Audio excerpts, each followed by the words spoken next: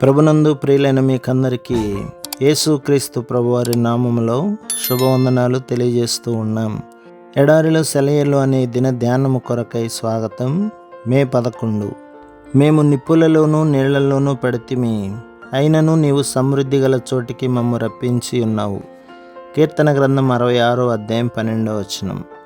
వినేవాళ్లకు విచిత్రంగా ఉండవచ్చు, కానీ కష్టపడి సాధించినప్పుడే విశ్రాంతిగా ఉండగలం. ఇలా సాధించిన ప్రశాంతత తుఫాను ముందు అలుముకునే భయంకర నిశ్శబ్దం లాంటిది కాదు. తుఫాను వెలిసిన తర్వాత గిలిగింతలు పెట్టే మందమారుతం లాంటిది. కన్నీళ్ళంటే తెలియని భాగ్యవంతుడైన వాడు స్థిరంగా ప్రశాంతంగా ఉండలేడు. అతని గుణ స్వభావాలు పరీక్షకు గురి కాలేదు. చిన్న విఘాతం కలిగినా దానిని తట్టుకోగలడో లేదో ఎవరికీ తెలియదు. సముద్రంలో గాలివాన ఎలాంటిదో తెలియని నావికుడు నిజంగా నావికుడు కాదు. వాతావరణం ప్రశాంతంగా ఉన్నంత కాలం అతను పనికి వస్తాడు. కానీ పెనుగాలి రేగినప్పుడు చుక్కాని దగ్గర ఉండవలసింది ఎవరంటే ఇంతకు ముందు తుఫానులతో పోరాడి ఉన్నవాడే.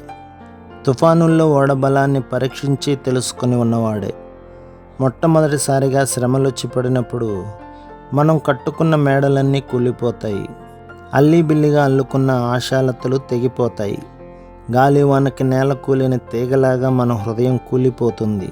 కానీ మొదటి విఘాతం నుండి తేరుకున్నాక మనం కళ్ళు పైకెత్తి చూసి దేవుడున్నాడు అని అనుకున్నప్పుడు చితికిపోయిన మన నిరీక్షణను, మన విశ్వాసం లేవనెత్తుతుంది. దేవుని పాదాల దగ్గరికి ఎత్తిపడుతుంది. ఇలా ఆత్మవిశ్వాసం, శాంతి, క్షేమాలతో మన శ్రమ అంతమవుతుంది. జీవనంలో పెను తుఫాను రేగింది.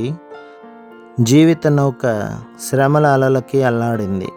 అంచనాలు కొట్టుకుపోయాయి. గుండె బాధతో నిండింది. ఆశ అడుగంటింది. చివరకాయన కనులు తెరిచాడు. అంతా ప్రశాంతత పరుచుకుంది. అనుమానాల పెను తుఫాన్లు, భయాల గాలి వానలు కలవరపరిచాయి. నడిపించే వెలుగు వెలవెలపోయింది.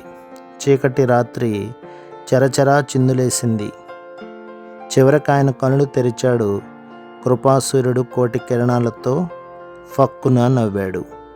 అగ్ని పరీక్షల్లో చెలరేగే దుఃఖంలో కృంగింది మానసం. నేల కొరిగింది, ఆవరించి అంతా శూన్యం.